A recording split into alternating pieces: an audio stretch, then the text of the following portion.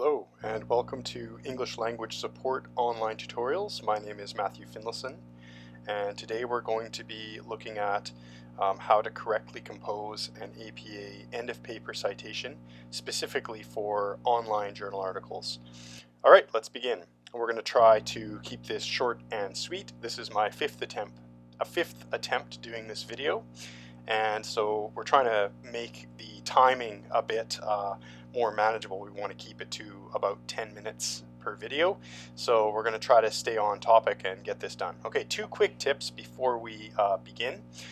Quick tip number one, I really recommend for students that you create your APA reference as soon as you find your resources. The reason for this is if you leave this to the very end of the process when you're already exhausted from editing, or when the due date of the paper, the time for submission for your paper is very close, you're more likely to make mistakes. And APA referencing, as you'll see in this process that we're about to go through, is very detail oriented. So you want to be fresh and mentally sharp when you do this. Quick tip number two, we really recommend to students that you select viable academic resources. For this reason, I believe that online journal articles are one of the best types of resources that you can select.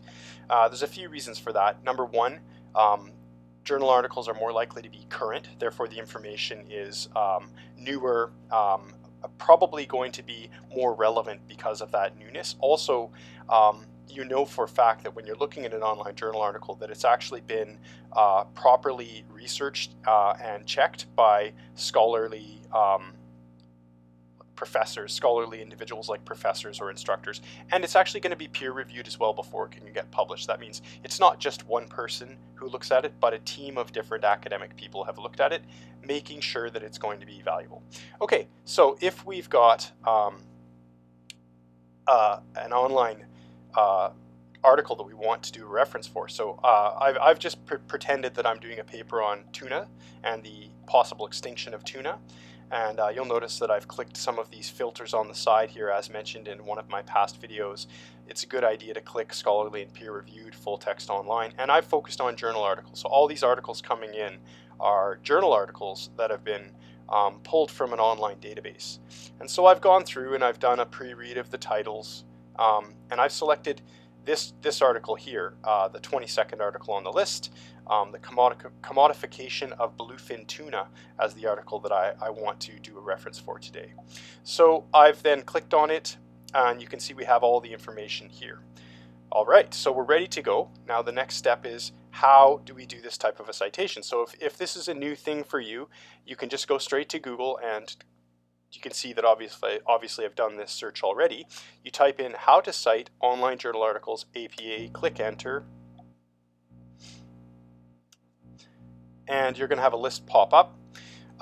When you're looking at the websites that come up on this type of a list, it's really important to look for edu in the title or the ULR, because that means it's an educational institute. Purdue is a very well-respected university in America. I've used this website before and I highly recommend it. It's an excellent website as a guide. So then if we scroll down, you can see that there are examples given for online scholarly journal articles, in particular looking at DOIs. Now a DOI is a digital object identifier, which is a special number attached to digital files. So this is one thing that is very good to have as part of your citation. If you have a DOI, perfect, included. If not, you'll just have to find the website where you retrieved the article from. Okay, so here's a perfect example of an online journal article here on OWL, Purdue's website for the online writing workshop or lab it's called. So you're going to want the author name, family name first, and then the abbreviated first name. That goes into the author position. You can see here this example has two authors. So you'll have the family name, the abbreviated first and middle name if it's there, comma, then we're going to have the and symbol, and then the second name following the same situation, same kind of format. So after the author, we have the date of publication, then a period. Then we're going to have the title of the article. That's in the title position. Next, we're going to have the name of the journal, and then volume number and issue number, followed by the page range, and then finally the DOI. Okay, so let's go back and take a look at our online article. So we can see here we've got the names. So I'm just going to go ahead and copy those. Good, so we're ready to rock and roll here. And paste. Now that's just to give me the example of what we're looking for. Obviously we want to put the last name first, comma, and then again, as I mentioned before, the abbreviated first and middle name, then a comma. Remember, we're going to put the and symbol because we have two authors here. Good. Next, we're going to have that publication date. So if we go back, we can see, aha, here it is, 2002. 2012, sorry, and then the period afterwards. Okay, let's check our example again. And you'll find that when you're doing this, it's great to have the website open with your example right there. You can always go back and double check. Aha, so the next thing we need is the title of the journal article. So let's go back to our resource here, and we can see it's quite long. So we can just grab it, and then we're going to paste it in. And it's good to match style here. Oh, slight technical issue. Sometimes that happens.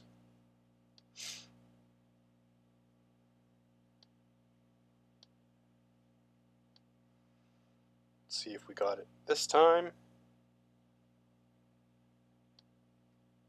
Okay, perfect. Now, one issue that is important to note is that although when you are, creating your own paper, or even when you're doing your in-text citation, which is another part of this process, you would keep the capital letters intact in the title of a journal article. When you're making an APA reference for the end reference list, that's the list of citations that comes at the end of your work, you don't want to capitalize every letter in the title like this. So we're actually going to have to go through and make these lowercase letters. Two exceptions to mention here. The first one is after a colon in the APA citation system, the next word will be capitalized. So this "the" will remain capitalized. So that's one of the exceptions. When there's a colon, the next word gets capitalized. But all of these other words, these content words, are not going to get capitalized. All the way down to fishery, this won't be capitalized. However, this word Mediterranean is an example of what we call a proper noun. So that's the noun for a person's name, a place's name, a country's name, or a region's name. The Mediterranean is a region in Europe. So because this is a proper noun, we'll actually maintain it as a capitalized word. So those two exceptions again are the word after a colon gets capitalized and proper nouns get capitalized. Also, the first word, just the first word itself of the journal title, the journal name, the article name, will also remain capitalized. Let's go and check our example again. So we see here it's going to be a period. So we're going to have a period, and then we're going to have the name of the journal itself, not the article name, but the name of the journal itself. And if we look carefully, important to notice that the name of the journal article and the volume number of the journal article both need to be italicized, so they're going to be slanted over to the right. So let's go back to our article. So we're looking for, the Journal of Agrarian Change. Just highlight that itself. Copy. And once again, we're going to paste that in. So we have a space. We're going to paste and match. And there's going to be a comma afterwards leading into the volume number and the issue number. We'll talk about that in a second, but before we do that, remember, this needs to be italicized. So we go ahead and make it italic. Okay. Now, as you'll see, the next thing we're going to be looking for is the volume number. And we also sometimes have an issue number as well. And if we go and look at this example that we're looking at here, yes, it has volume number 12, issue 2 to 3. So this is an interesting case where the issue is a range of issues. So if you see a range of issues like this, issue 2-3, we're actually going to grab them both. They're going to be included as well. So if we go back to our example,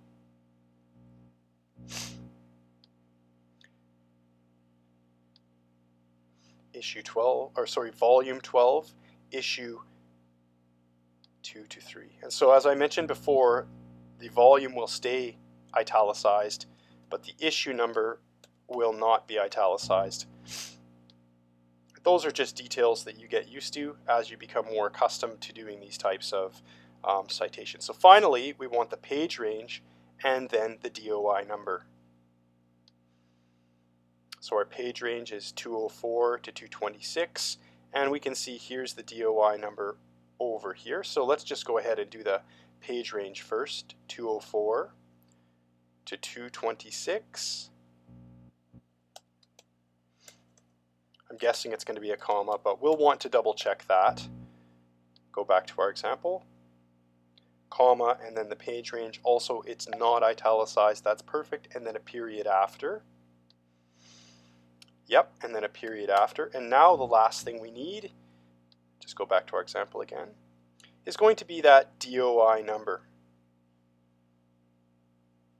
So you can see that this is an example here. And you can see they're quite long, and it's almost like a serial number. And here we have it right here. Just go ahead and grab that. Copy. And we're going to paste and match. Oh, yeah, sometimes this happens. Sometimes there's technical difficulties. So you just got to be patient, be careful, pay attention to those details as we mentioned. So we're going to copy that. And then we will paste it. Excellent. Okay, we are almost there. So let's double check some details. Do we need a period after the DOI? No, it does not appear so.